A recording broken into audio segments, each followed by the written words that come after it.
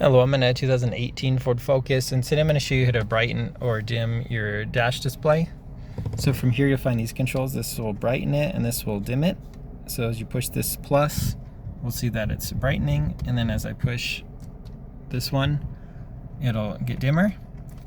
And also worth checking, make sure that your dashboard's all cleaned off, because there's sensors right up here that help determine to the car if there's daylight coming in or if it's dark outside, and that can also affect the dimness and brightness of your vehicle. And if there is stuff here, just clean it off so that sensor is unobstructed. And if you're still having issues with these after playing with these options, you might check through like your fuses, circuits, things like that. Make sure nothing is needs replaced. Maybe double check your computer as well. But I hope all this was helpful.